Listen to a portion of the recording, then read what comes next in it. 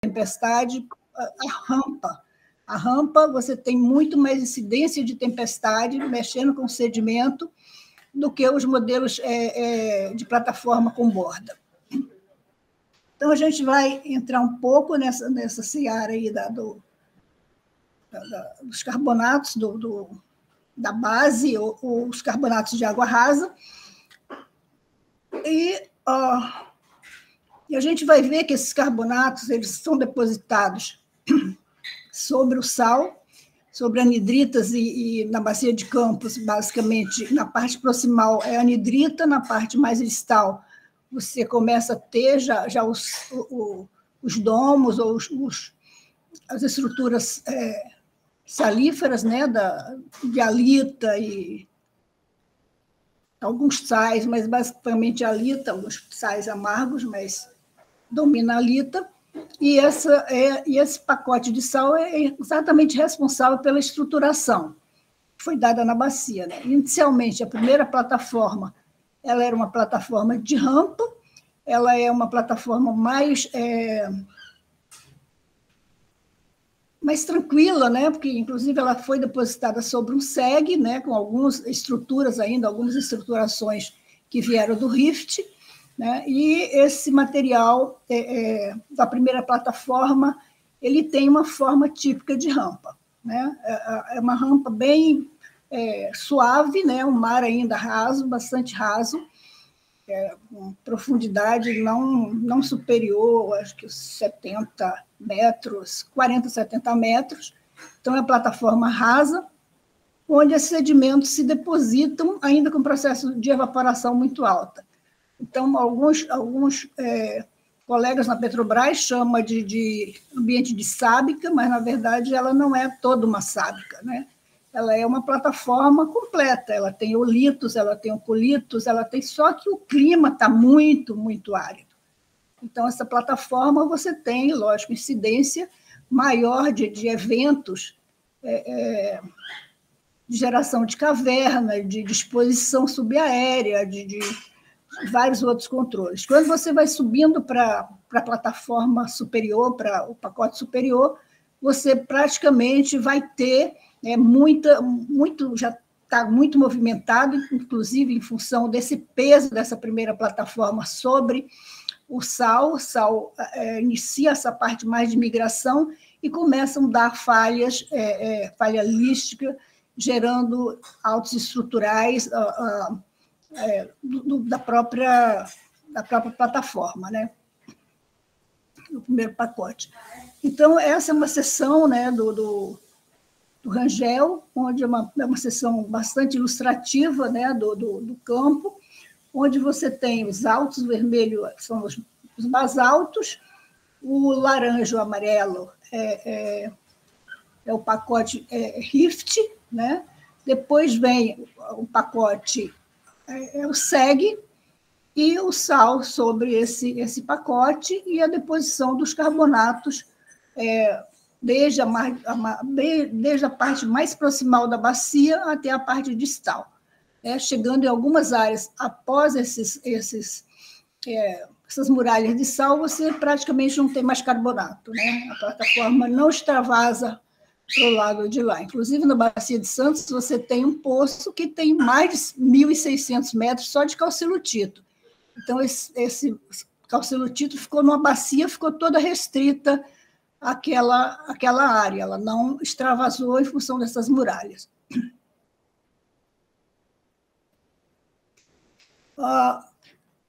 Essa formação Xamã, ela tem sim, ela leva a bandeira, é a principal agente das descobertas na Bacia de Campos, né? Inicialmente foi perfurado alguns poços, né, dentro da bacia, com indícios e tal, mas culminou já em 1974 com a descoberta de garopa, né, com o Poço 9, né, era um RJS 9, né, e esse poço, acho que é 9A, e esse poço ele foi o primeiro poço descobridor do campo e o primeiro poço descobridor de óleo da Bacia de Campos. Né? Essa área lá de garopa, né? O que eu quero levantar a questão de que todos esses campos que tem hoje na Bacia de Campos, esses campos petrolíferos, eles têm características deposicionais e diagenéticas bastante distintos, né? Você tem calcário fraturado, você tem calcário fino, né, peloidal, de energia relativamente baixa, você tem calcários, produção de olitos, tipo Pampo e tipo Bonito, né? Tipo bicudo, Bonito não, Bonito é material muito fino, o campo de linguado, né, o campo de linguado e o campo de Pampo, não está aqui, o campo de Pampo, que são olitos, né? E o congro também é um ambiente de baixa energia. Então, você tem vários tipos de reservatório com características diferentes, tanto de deposicional quanto de petrofísica, né? Tipo de sistema poroso, permaporosidade. Esses campos, na verdade, são campos com baixa taxa de recuperação desses carbonatos, não chega a ser campos muito grandes, são campos relativamente pequenos, mas que deu um impulso muito grande à parte exploratória da bacia. Você vê aqui que as descobertas começaram em 74 e em 1996 você está descobrindo Congro, né? Congro um campo, ele ainda não produziu, não foi colocado em produção em função de outras urgências, outras prioridades da Petrobras, mas é um campo que hoje está esperando um pouco mais de tecnologia para ser desenvolvido, exatamente por ele ter baixíssima permeabilidade. Ele Bonito, né? São dois campos bastante problemáticos em termos de porosidade. Já o campo de Pampo e o campo Exova, Garopa, apesar de deles todos terem características diferentes de reservatório, eles têm uma boa permaporosidade. Então, os campos que estão em azul aqui são os campos da área de carbonato, né, e os outros de siliciclástico, os demais, né? Esses campos, ele tem um polo bastante, vamos dizer assim, um núcleo aqui que compreende os campos de Pampo, Badejo não produz os carbonatos, Pampo, Linguado, Trilha, aí você tem Congro, você tem Exova, você tem vários campos, né? E tem um polo na parte mais sul da bacia, que foi exatamente a área prospectada com algumas descobertas da UGX, e que hoje tem os campos também em torno desses poços lá da UGX, das áreas que eram da UGX. Aqui tem exatamente a área dos campos, né? Uma área que fica dessa parte, mais a parte sul da bacia, né? Aqui tem os campos de Peregrino, né? Pegando essa parte verde aqui. Tem o campo de tubarão martelo aqui, tem o campo de tubarão azul aqui embaixo, são dois campos produtores. Além disso, tem maromba, tem papa-terra, tem outros campos nesse outro polo aqui, nem sempre com óleo de qualidade, óleos relativamente de viscosidade e API, principalmente API muito alta, viscosidade baixa, e tem problemas de produção, né? Tem várias áreas aqui avaliadas, inclusive essa foi uma área que me chamou a atenção quando eu comecei, ainda na UGX, vendo alguns poços que foram furados nessa área, e da empresa operadora que fazia parceria com o grupo. Esses poços praticamente hoje só tem Tubarão Azul, lá com o grupo da UGX, né, que é o Domo, né? O Tubarão Martelo, ele está com a PetroRio, e esses campos que foram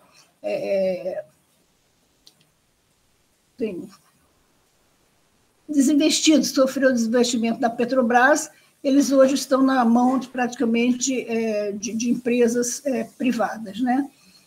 Você tem a empresa maior nessa área, está a Equinor, com Peregrino, né? Também em produção, e o Tubarão Martelo, que também a PetroRio tem uma produção hoje, mas ainda a baixa produção, e esses programas de revitalização vai exatamente dar um up nesses campos, né? Que, de certa forma, a parte de investimento nesses campos, depois da descoberta do pré-sal, ele foi bastante pequeno, a ponto de não ter grandes evoluções o grande acréscimo da evolução, um acréscimo do volume de recuperação desses poços.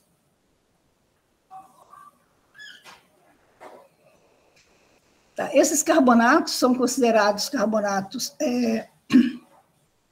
como eu falei, carbonatos de ambiente relativamente de alta energia, baixa energia, depositados em ambiente salino, com características da água ainda bastante anormal em relação à parte de salinidade, então saiu dos calcários lá do Alagoas, entrou no sistema vaporítico e passa para um sistema carbonático já com alguma incursão marinha e com características ainda de mar muito raso, que passa com a evolução a um mar um pouco mais aberto, um pouco mais profundo, quando se chega no topo dessa plataforma, que, por sinal, os melhores reservatórios ficam nessa parte da bacia, né? Então, eu agrupei, porque senão vai dar inclusive, para mapeamento é complicado você subdividir em N faces, inclusive a própria recomendação dos carbonatólogos que trabalham há muito tempo é você não extrapolar 12, 10 faces, porque depois fica difícil de você administrar isso, né? Então, a primeira preocupação é com relação ao sistema poroso desses carbonatos, dessas faces, e procurar agrupar mais em grupo de faces, né? Não você ficar trabalhando com uma face olítica, você pega o grão principal e passa os outros ser uma variante, só diferenças um pouco de entrada de grão, de retrabalhamento, de vários outros processos mas, de qualquer forma, um grestolítico ele vai ser sempre características de um grestolítico. Pode ter alguns alcoolitos dispersos, peloidal, mas quando você fala num grestolítico, você já pensa num reservatório de boa qualidade. Quando você pensa em gresto oncolítico, já não é muita coisa, porque normalmente está associado com peloides, né? E exatamente em função de onde que eles ficar mais no topo de uma barra, de uma crista, e ficar nas laterais, né? E os peloides, normalmente, no caso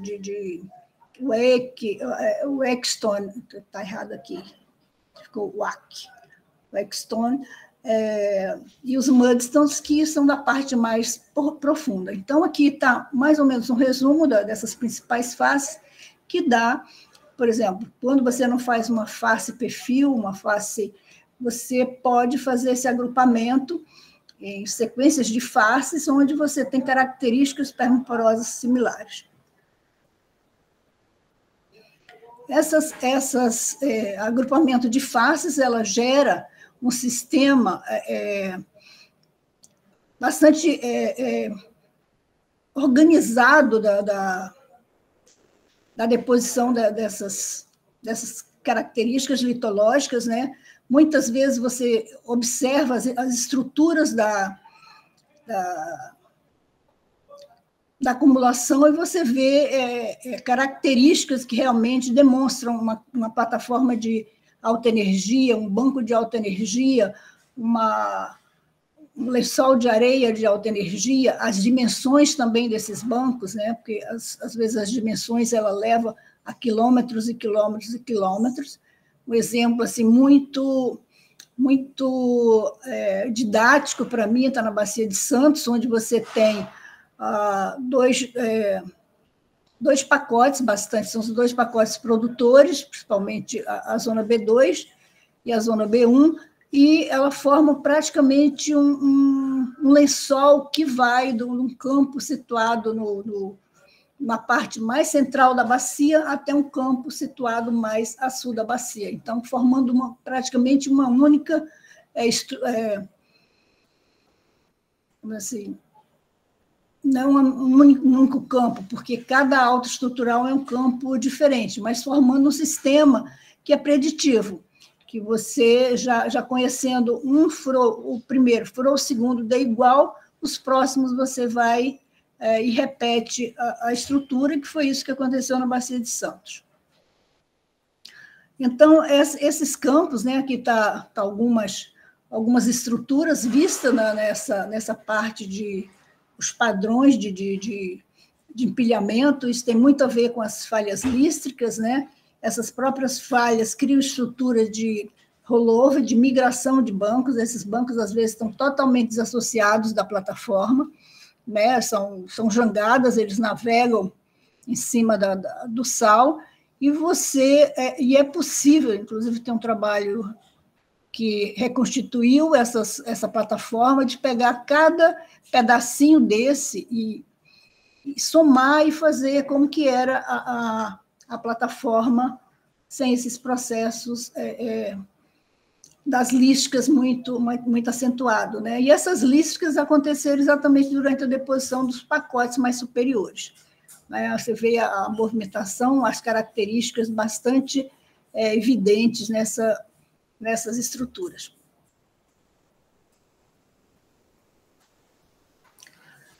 Com relação, a gente tinha visto na parte de faces, né? Vamos ver os grênstons.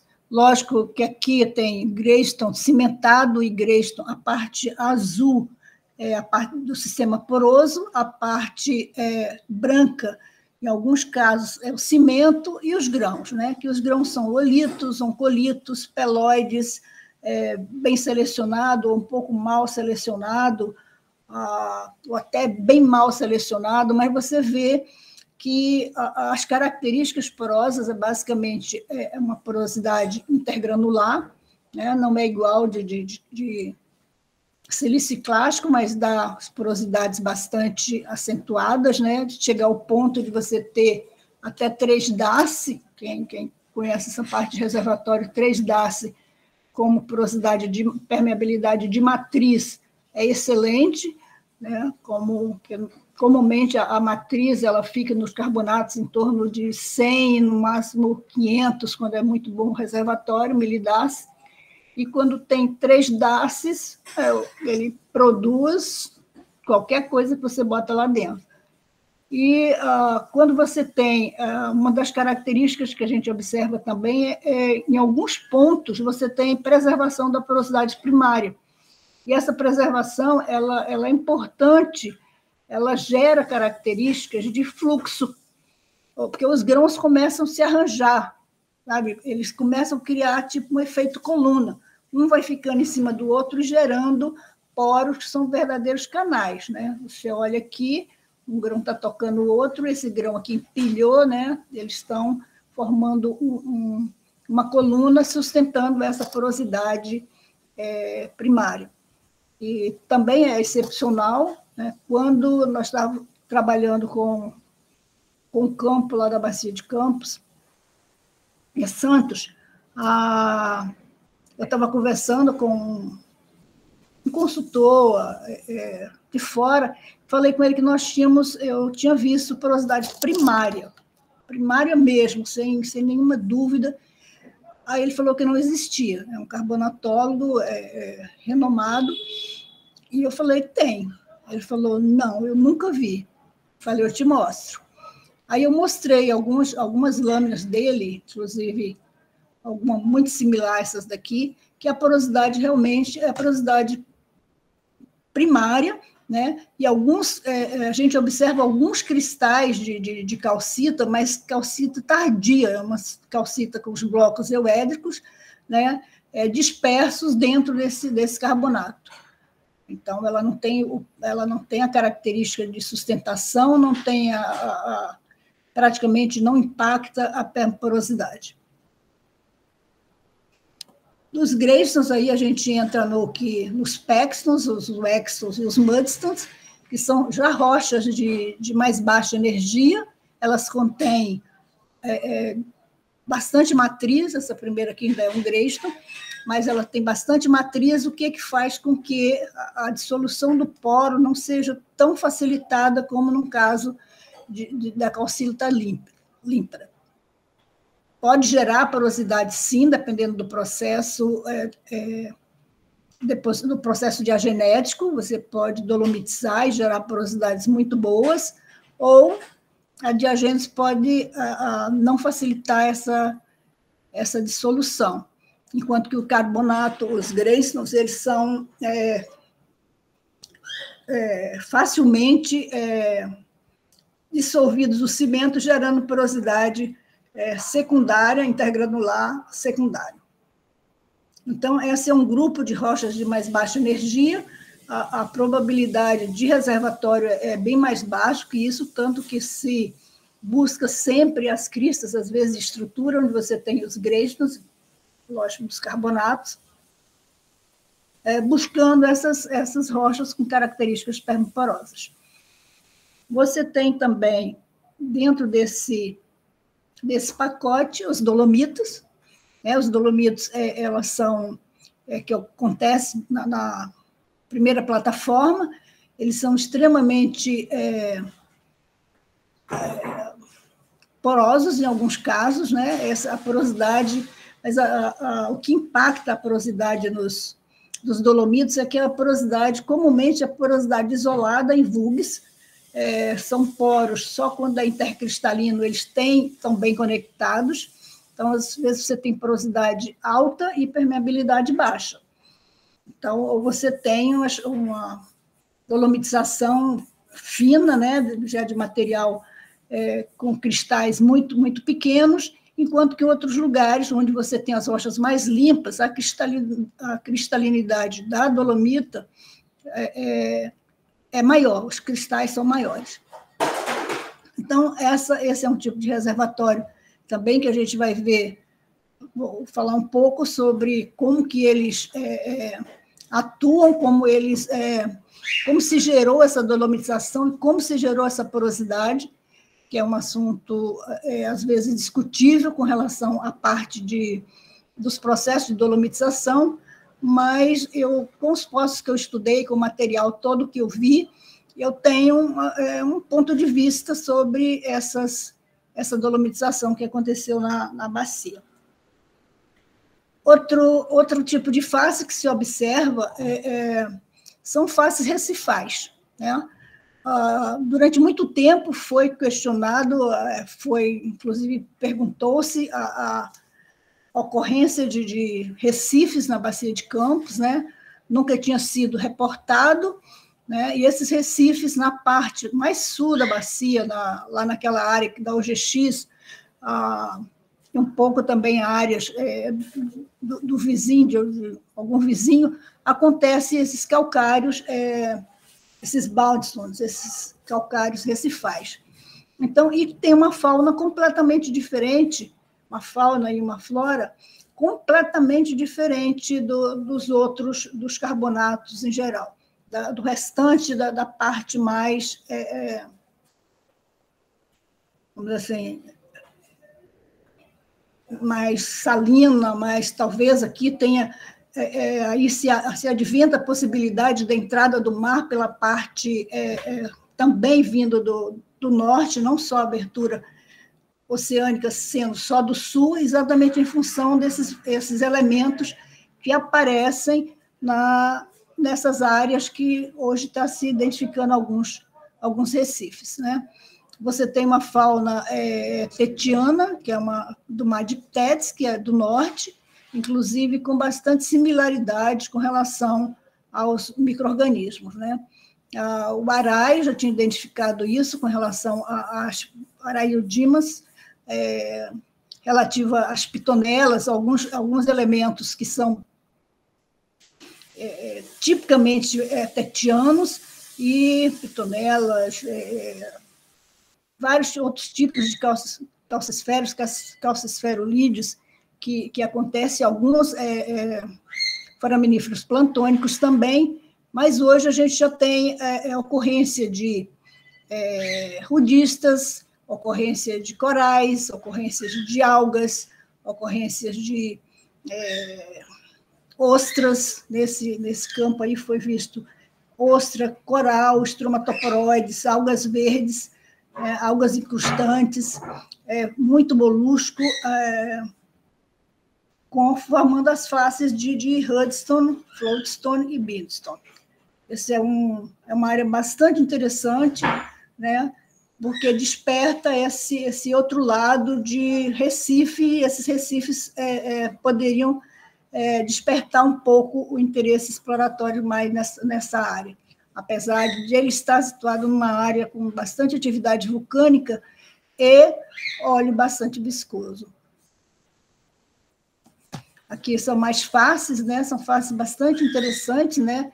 Com material que pode ser um coral, pode ser um somatoporoides, bastante algas verdes aqui, madeira. Isso aqui é um fragmento de ostra, gastrópodes, bivalves de vários tipos, e esse também faz parte desse conjunto de elementos que dão suporte um pouco a essa teoria do Arai e do Dimas relativo à abertura norte, entrada de águas norte para dentro da Bacia de Campos. Ali está quase no limite com a Bacia de Santos. Na Bacia de Santos, a gente não evidenciou ainda nenhuma estrutura, nenhuma, em função até da limitação da perfuração dos calcários do Albiano lá. Ficou muito na parte proximal, porque a bacia logo afunda, tem uma rampa distalmente escarpada, e esse material todo já aprofunda e vai para a parte mais funda da bacia. E essa daqui são oncolitos, muito oncolitos nessas faces também, lá do Recife, associados com núcleos de moluscos, muito molusco, gastrópodes e etc., que dá uma suíte bastante diferente no contexto que a gente tinha da Bacia de Campos. Vendo essa quantidade de faces que a gente consegue, mais ou menos, quantificar em torno de, talvez, 12 faces, em todo o contexto da bacia, a grande maioria das áreas perfuradas de olitos-oncolitos, né? E esses olitos-oncolitos, eles são cíclicos, né? Eles formam ciclos de raseamento para o topo, né? Onde os sedimentos mais finos, os de baixa energia, vão gradando para os sedimentos de alta energia, já no topo, culminando. Esse é um perfilzinho esquemático, é um perfil ideal. Assim, não quer dizer que toda a área vai ter esse perfil, mas o que você observa é exatamente essa repetição de ciclos, né?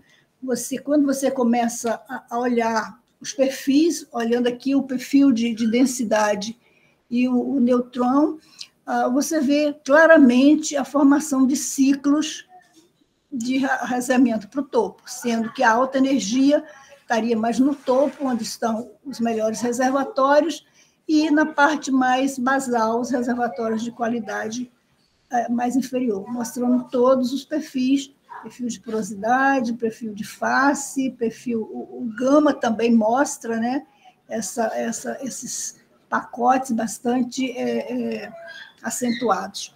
Isso aqui seria uma área já na área dos calcários olíticos oncolíticos. Esse é uma figura do Spadini e da Roseli, onde tem um poço que é um poço de uma área mais, ou seja, de mais baixa energia, né, de um campo de baixa energia, onde você também vê as ciclicidades, né, esse mesmo tipo de ciclicidade, com ciclos menores e vários tipos de ciclicidade. Raseia, afunda, e assim vai se formando. Quando se olha em conjunto, ela é um ciclo único, né? Se você pega todo, esse aqui é a parte superior do pacote, é um ciclo que vai raseando para o topo. Né? E esse ciclo grande, que é um ciclo de segunda ordem,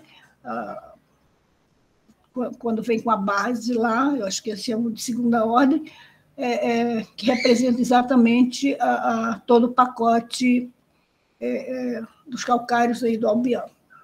E esses ciclos é composto de ciclos menores, né? Aí com frequências diferentes. Então, esse é o empilhamento desses calcários, dessas faces, e esse empilhamento ele é repetitivo em muitas áreas, ele é quase uma acreção. Você vai encontrar praticamente a mesma face empilhada sobre a outra, com faces, com registro das faces finas, bastante local. Gente, eu estou avançando demais, né? Já estou falando demais. Esse é um modelinho que vamos dizer assim, é o escudo do Kissamã, né? Um modelo que foi criado em 89, em 89 pelo Lincoln, Spadini e outras, acho que Estevas, um grupo que já estudava já naquela época, né, os calcários, que vem, os estudos dos calcários vêm lá da época do Tibana, Tessari e outros que são considerados carbonatólogos, e foi evoluindo. Hoje deve ter um grupo novo se formando também nessa especialização. Então, são bancos, né? Você tem a costa, são bancos que são paralelos à linha de costa, onde estão assentados sobre algumas estruturas que muitos autores acreditam que são estruturas que suportaram as estruturas do rift, que suportam já a deposição marinha, né? Se cresce os altos estruturais sobre esses altos. Então, esses calcários de alta energia, que entre um alto e outro, entre um banco ou um lençol de areia e tal, você tem as áreas interbanco que, mesmo tudo sendo de água rasa, né, mas o calcário é muito sensível à lâmina d'água, não só à lâmina d'água, em função da luminosidade, mas também com relação à energia.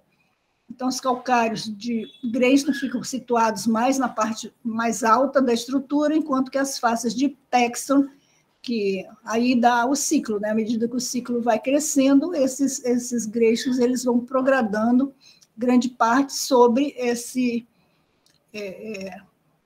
essa área mais baixa. Então, esse é o modelinho que se usa na Petrobras. Até hoje é um modelo, eu acho que as propostas de melhoria não é um modelo esquemático, mas bastante interessante para entender o mecanismo lá de deposição. Aí também tem a ver, dentro desse modelo de deposição, tem a ver com a porosidade, né? Porque você vai ter o quê? Os melhores reservatórios, como eu falei, estão em cima das áreas mais altas, que faz com que a alta energia transporte a lama carbonática para as áreas de baixios, enquanto que aí se preserva a porosidade, ou são rochas, mesmo cimentadas e diagenizadas, que têm mais facilidade de dissolução do que as rochas de Paxton, né? Esses são modelinho assim, do Tessari Tibana, em 75, 19 repetindo, 75, onde se mostra que está o Rio de Janeiro 9, a descoberta de garopa foi em cima desses calcários, basicamente uncolitos e fraturados, e bastante reservatório particular, né? Quando você vai para esse conjunto de poços, isso é uma figura que eu tenho, que há muito tempo eu estava estudando com um grupo de Macaé, participei de um projeto onde a gente estava fazendo um projeto para descarte de água, e uma das possibilidades de descarte seria a base dessa plataforma, que é uma base que onde tem bastante perda de fluido de perfuração, ferramentas. Tempos atrás, na época que começou a bacia, era um terror, ninguém queria passar por aquela área, porque se bebia tudo, de casca de coco, a lama, e período também de blowout nesses poços. Então, essa primeira plataforma é uma plataforma, ela é uma plataforma que eu considero uma plataforma, assim, bastante, apesar dela ter uma espessura menor, mas é uma plataforma que ela teve essa fase de deposição bastante mais lenta do que a parte superior. Ela é uma plataforma que teve muito tempo, além de ser mais rasa, como eu falei, aí 50 metros, vamos dizer, 70 metros que essa plataforma chegou, talvez não chegue a isso, 40, 30 metros. Então, esses carbonatos, eles sofriam muito o intemperismo, sofriam muito também a exposição subaérea, né? E, no meu ponto de vista, essa plataforma ela ficou exposta durante muito tempo, tendo possibilidade da geração de soluções bastante intensas, não só do processo de dolomitização em função dos fluidos de deposição, quanto o tempo para se gerar essas cavernas, que você sabe que construir uma caverna é muito tempo geológico, né? Um VUG, apesar de que normalmente essas cavernas estão associadas à fratura, infiltração de água pelas fraturas, e começam a dissolver esses salões, criando um sistema complexo de cavernas. Aqui você tem os campos, desde Badejo até Pampo, onde essas cavernas são identificadas. Essa parte que está com essas bolinhas laranja aqui é o sistema de caverna, vem as ferramentas aqui de porosidade, sônico e tal. Quando chega nessas áreas, você vê que os perfis ficam totalmente desequilibrados, o perfil de gama ele sofre pouca influência dessa, mas os perfis de sônico, os perfis alguns de porosidade, eles sofrem bastante impacto com relação às zonas de caverna. Você vê que aqui também tem uma normalidade, aqui está vendo a normalidade, e essa caverna ela chega a ter, você vê que a ferramenta ela deslocou para cá, depois ela caiu aqui. Essa caverna chega a ter quase 70 metros, né? Bom, a caverna é um bruto do salão, e vários níveis, tem níveis menorzinhos de caverna formando em toda essa área. Infelizmente, essas cavernas elas só têm água, né? Que é lamentável, porque o espaço de armazenamento de petróleo seria muito grande para... E tem a questão também se a bacia não teve carga suficiente para entrar todo esse material, que a gente não encontrou ainda nenhum campo que se produzisse. A gente encontra alguns fragmentos com resíduos, encontra as brechas, que normalmente são brechas de colapso, né, exatamente, às vezes, de teto dessas cavernas. Aí você passa para uma segunda plataforma, onde a salinidade está um pouco melhorada, né? Aí os processos de dolomitização aqui já é mais esparso, não é igual essa plataforma, que basicamente ela é toda dolomitizada, né?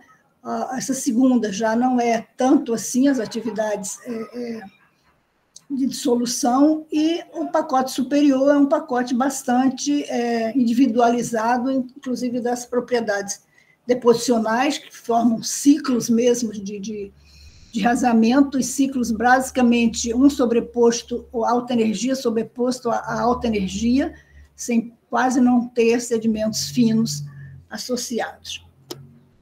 Né?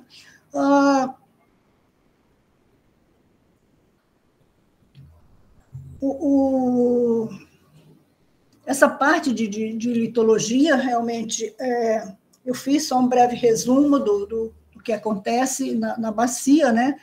E aproveitei algumas figuras para dar assim, um upgrade em função do que foi observado, né? Primeira coisa foi estruturas recifais.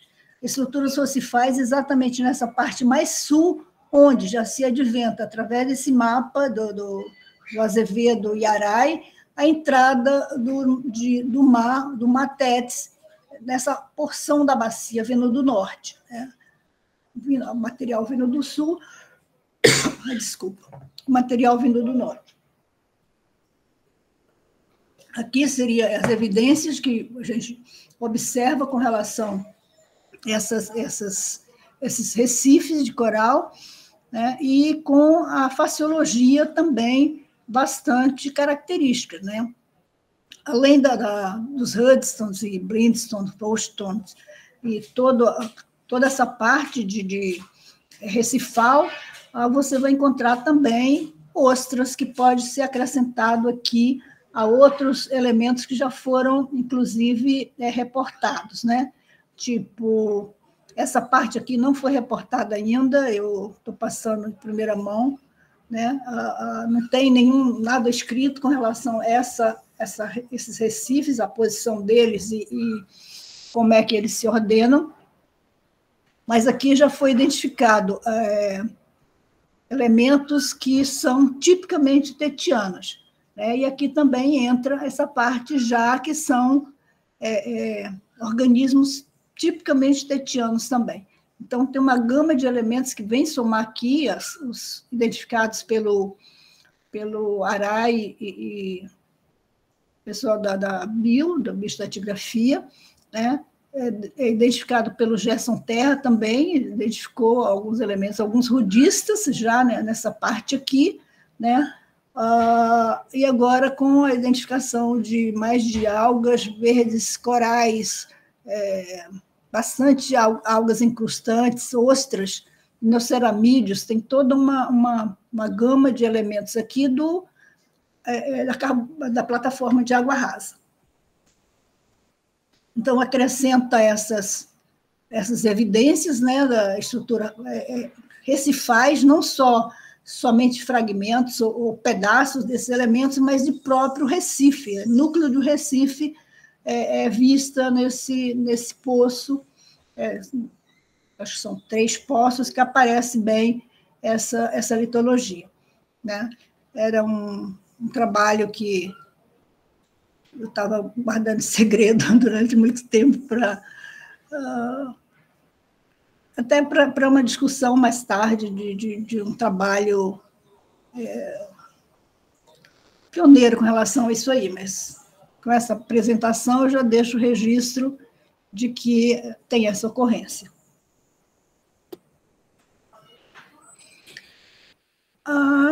Esses reservatórios, tanto os reservatórios principalmente os reservatórios eolíticos e oncolíticos e os peloides, né? Você tem características bastante marcantes com relação ao sistema permaporoso, né? E essa figura aqui até não coloquei, porque ela estava dentro de uma apresentação de alguns campos, e não tem o autor, não tinha o autor, não sei se é da INP, mas, de qualquer forma, ela mostra exatamente a curva azul escuro, preto, representa a produção de óleo, né? Ela teve uma produção de óleo muito grande, o lilás seria a água, produção de água nesses... Aqui está somando todos os campos que já produziu na formação Quissamã, tá? Todas as áreas. O azul, o amarelo é água, produção de água, e o azul claro seria, acho que é o P10, alguma coisa relativa ao P10. Você vê que a produção, aqui a gente já estava em 2004, aqui já começa a parte mais nova, e a produção, a partir de 2024, a previsão é de que a produção basicamente zero, chega ao nível de abandono desses campos. Mas com os programas de revitalização, dá para esperar, ou dá para ter uma certa ideia de que realmente essa produção volte a crescer um pouco nesses campos, né? E realmente é o que vai valer a pena para as empresas que adquiriram esses blocos, ou esses campos, né? Os campos maduros, e dá um upgrade aí na Bacia de Campos, que está perdendo um pouco a medalha para a Bacia de Santos. Durante muito tempo ela foi a princesinha, né? E agora a Bacia de Santos é a menina dos olhos, né? Então, você começa a ver que se cria para a Bacia de Santos, tem 300 trabalhos, 300 pessoas estudando a Bacia de Santos, contra 30 estudando a Bacia de Campos, vamos dizer assim, né? Principalmente dentro da indústria. A universidade ela investe um pouco exatamente pela disponibilização desse material, mas exatamente é o momento de se aproveitar esse material para dar um avanço, dar um upgrade na produção desses campos já descobertos. Era isso que eu queria mostrar um pouco sobre o Quissamã. Tem muita coisa para se falar, mas realmente numa apresentação de 1 hora não dá para avançar muito, mas queria deixar o registro de que é bastante interessante os trabalhos, inclusive trabalhos de universidade. Tenho lido várias teses e trabalhos mesmo publicados pelo pessoal em congresso, e a minha impressão, o meu sentimento com relação a esse estudo desses carbonatos é que grande parte das universidades está fazendo feijão com arroz. E feijão com arroz a indústria faz. Então, não adianta você ficar identificando só face, só não sei o quê, se você não discute, você não leva a fundo as características de cada. Por exemplo, no processo de dolomitização, você identificar qual é o processo. Não adianta você descrever dolomita A, B, C, D, E, e você não tem nenhum parâmetro que identifique como ela foi formada. Então, eu acho que é um alerta para o pessoal novo, dentro das universidades, fazer uma pesquisa mais, assim, tipo Sexo dos Anjos, aquela de detalhe, aquela de buscar as coisas mais profundas e não ficar no superficial ou simplesmente mapeando um bloquinho, fazendo rocha-perfil, que não sei o quê, porque isso aí a indústria já faz e faz muito bem feito. Então, eu fico ansiosa para ver alguns trabalhos de universidade, mas muitas vezes se fica um pouco decepcionado com isso. Então, na verdade, eu não estou fazendo uma crítica, estou fazendo um alerta, né, de que eu acho que a universidade tem as melhores cabeças pensantes para se discutir muito dos processos que tem carbonato. E parar com quebrar o paradigma de carbonato é difícil, carbonato todo mundo tem medo de carbonato. Eu sempre falo, as pessoas têm medo de carbonato porque não sabem carbonato. Então, é a mensagem que eu quero deixar, agradecer a paciência de vocês nessa palestra, e deixei na apresentação tá meu e-mail, qualquer contato, qualquer pergunta ou discussão que queira fazer, eu estou disponível, à disposição de vocês. Então, boa tarde para todo mundo e bom descanso. Ô, Dolores, Dolores, obrigada aí. Eu não sei se tem abrir para perguntas, por ter medo de carbonato, só olhar para as Bahamas, né, Dolores? Eu e Dolores ficávamos Coisa mais linda conversamos Bahamas, aquele outro Belize. Belize. Nós ficávamos só viajando. Eu busco carbonato, e eu sou aquela carbonatóloga que eu volto, cada campo que eu volto com 30, 40 quilos de rocha, né? Trago ou envio via navio. Às vezes eu fico olhando assim para as pessoas que são carbonatólogas, vão para o campo e não saem com uma amostra no bolso para estudar, para ver o que é, o que ela viu, o que ela pode ver a mais do que ela viu na macroscopia. Então, eu sou uma curiosa, eu já fui desde Svalbard até aqui o Polo Sul, vendo carbonatos. Então, eu sei da notícia do carbonatos, eu fico logo... tipo assim, são minhas férias. Então, ver microbiais, ver tudo que se pensar de carbonato. Recente, e você entende os processos, você vê realmente as coisas, como é que acontece. O recente é uma escola. É uma escola que não que você seja alguma coisa assim análogo, que eu não acredito em análogo. As coisas cada área é uma área e elas se formam em função da fisiografia da tua bacia. Porque, às vezes, os processos eles se repetem, mas dizer que uma bacia é análoga a outra, eu vejo mais na questão da similaridade. Pode fazer pergunta, se Gente, alguém quer não estiver cansado. Meninos aí querem perguntar alguma coisa? Se tiver vergonha de perguntar, me mande por e-mail. Isso.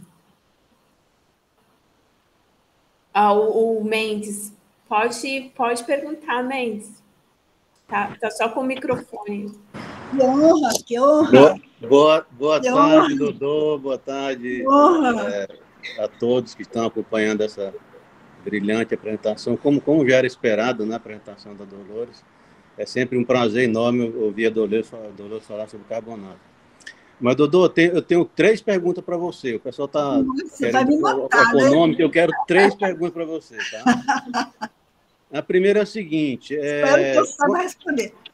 Eu fiz o meu trabalho em Porto Alegre sobre essa mesma sessão, só que em Sergipe-Alagoas. Uhum. E naquela época já, baseado muito no trabalho do Koutsoukas, né, que o Koutsoukas fez o doutorado dele utilizando muito material de Sergipe-Alagoas, e que desde aquela época, no início da década de 90, ele já falava dessa questão da influência do TETS lá em Sergipe, né? E me incomoda muito quando a gente não vê o Koutsoukas de alguma forma sendo reconhecido, né? Se fala muito da questão de outras pessoas que trabalharam em outras bacias e que identificaram essa questão da influência tetiana, mas não o do Koutsoukas. E o Koutsoukas, em função do detalhamento da estratigrafia que ele fez lá em Sergipe, eu tive condição de definir mais ou menos uma ordem de grandeza desse ciclo, né? A ciclicidade lá no Riachuelo, no Obiano de Sergipe, é fantástica, né? E a gente fez um trabalho junto até com um software que o Azambuja tinha trazido do doutorado dele na Inglaterra, e a gente identificou caracteristicamente os ciclos de 3 a 5 metros, né, como sendo de 100 mil anos, e os da ordem de 20 a 25 mil metros como sendo o ciclo de 400 mil anos. Você tem alguma ideia em relação a esses ciclos em campos? Como é que seria mais ou menos essa relação? Se seria semelhante a Sergipe? A outra pergunta é em relação à questão da dolomitização. Lá em Sergipe, a gente vê que o final dos ciclos, né, e a fisiografia também é diferente em Sergipe, a gente tem nitidamente uma zona de laguna separando a área dos bancos de carbonato raso, e não existe praticamente nada de inter-relação entre a cunha clástica de borda com os carbonatos, né, com os carbonatos de água rasa. A gente vê que isso existe muito frequentemente em Campos, no Espírito Santo, E lá em Sergipe, então, a gente vê que a principal presença de dolomita é naquelas margas que ficam logo acima dos calcarenitos, né, aqueles ciclos de 3 a 5 metros lá na Pedreira Carapeba. Como é que você vê a questão da dolomitização? Lá a minha ideia é que a gente tinha essa influência da laguna se implantando em cima dos bancos rasos, um processo regressivo, obviamente, e aí se daria o processo de dolomitização pela mistura, né, de água vindo da borda, água doce com água salgada, já da parte marinha. Como é que você vê isso para Campos? Mendes, a gente observa, primeira resposta com relação a ciclos, né? A parte dos ciclos é muito similar também, é bastante similar. Que eu conheço lá da bacia de Sergipe, lá você tem um sistema, inclusive, mais aberto, né? Se for albiano, não sei lá se chega a ser cenomaniano já, mas você já tem aquelas algas vermelhas imensas dentro da bacia, você tem um monte de algas diferentes, um sistema um pouco mais aberto de circulação, em termos de circulação, que as bacias aqui de baixo. Mas o que você observa com relação à ciclicidade é exatamente isso. Você tem os ciclos que a gente pode considerar aí quinta, sexta ordem, que são ciclos pequenos, os ciclos maiores, intermediários e os ciclos grandes, por exemplo. Você pega as 3 plataformas, cada uma delas você consegue dividir em ciclos. Aí, quando você vai para elas, só individualmente, você vai ver que você tem um ciclo de uma ordem que contém vários ciclos de ordens menores, que contém vários ciclos de ordens menores. Então, fica tudo dentro desse critério mesmo de tempo de deposição desses carbonatos. Quando você vai para a parte superior, os ciclos são um pouco maiores. Por quê? Porque você tem as condições um pouco diferentes da sedimentação. Então, os ciclos eles passam a ser os ciclos mais bem desenvolvidos, enquanto que a parte inferior e a plataforma média do meio, ela tem uma ciclicidade menores, porque é uma parte que, na minha interpretação, é a parte mais profunda. É a plataforma que ela está um pouco mais funda, depois a plataforma superior já é uma plataforma de raseamento, onde você vê as progradações dos grandes bancos. Com relação à dolomita, a dolomita de estar no topo desses ciclos, ele difere um pouco do tipo evaporativo, né? O tipo evaporativo, você tem tipo quase uma sábica, você está uma plataforma muito rasa, com esse material, com essa água, essa salmoura sendo evaporada, onde a taxa de evaporação é muito maior do que a taxa de entrada de água mais doce, né? Enquanto que esse de topo de ciclos, ele tem muito a ver exatamente com o que você falou aí, de refluxo, de uma laguna entrando por silício clástico, o clima já um pouco mais ameno, deve ter influência também de lençol freático, né? Fazendo com que você misture, apesar de ser um modelo assim, mais questionado em termos dos modelos de dolomitização, mas é como a gente observa, né? Cada lugar é um modelo diferente. É difícil você dizer, olha, eu vou aplicar um modelo Corongue ou de Dorag, do que for, ipsiliter na minha área. Você não faz.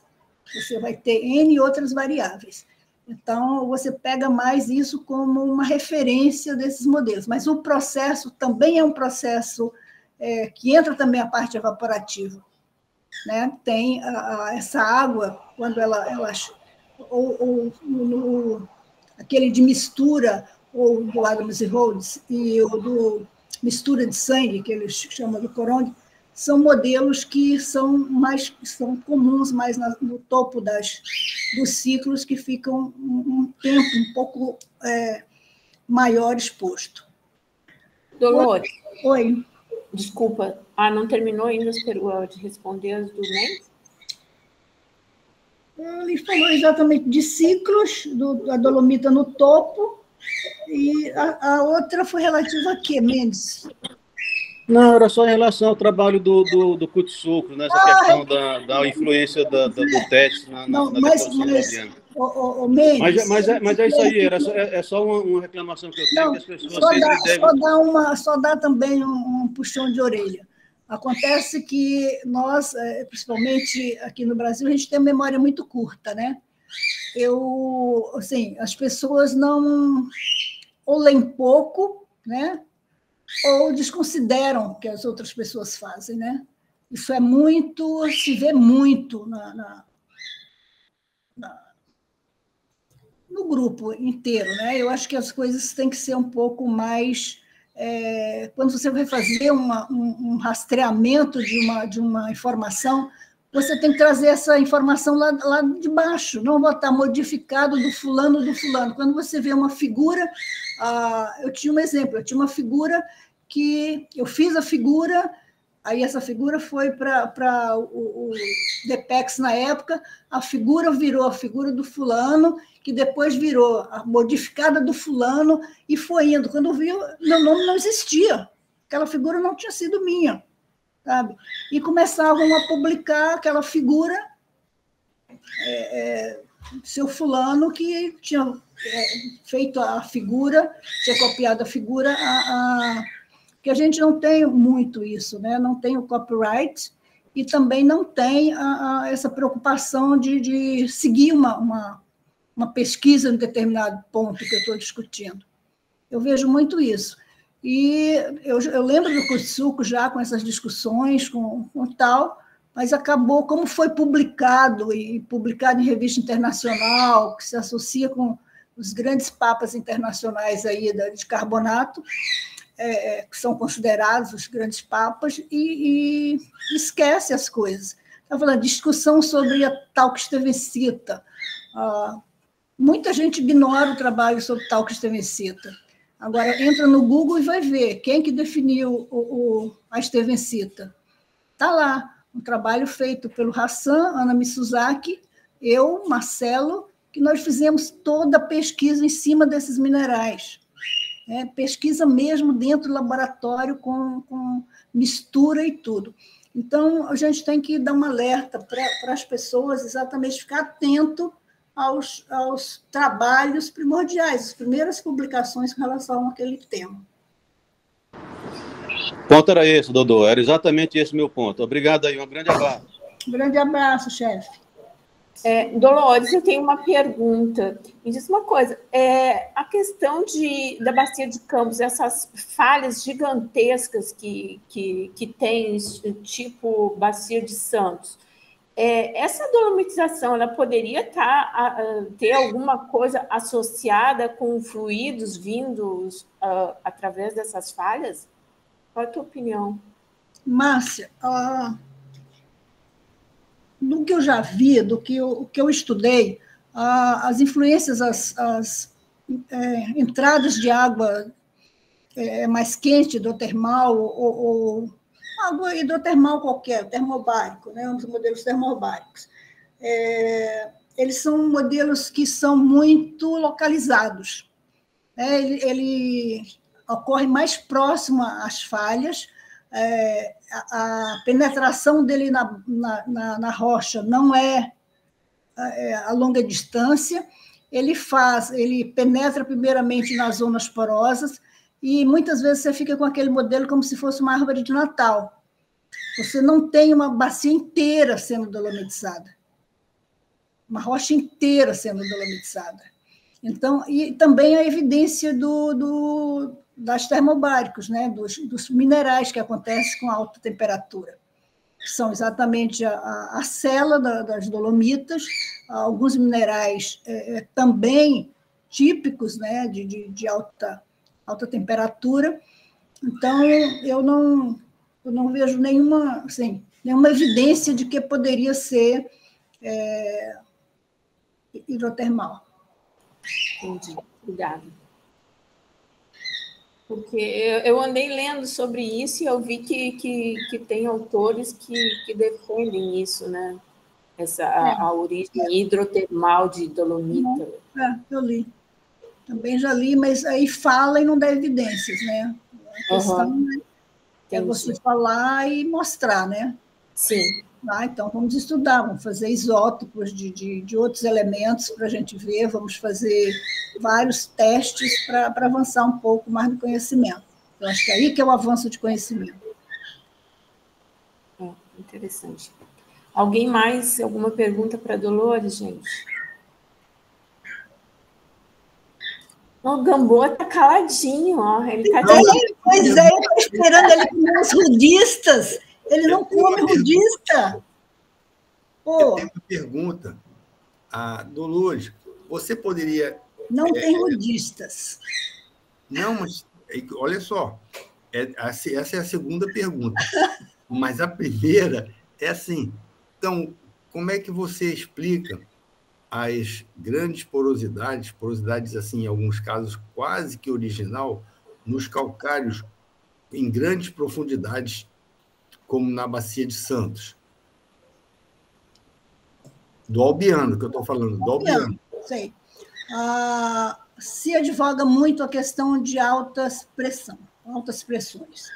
Né?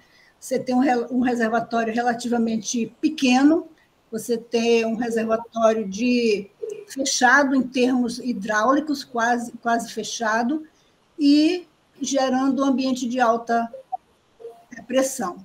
Então, você manteria esses carbonatos sem diagênese, sem muito ataque diagenético.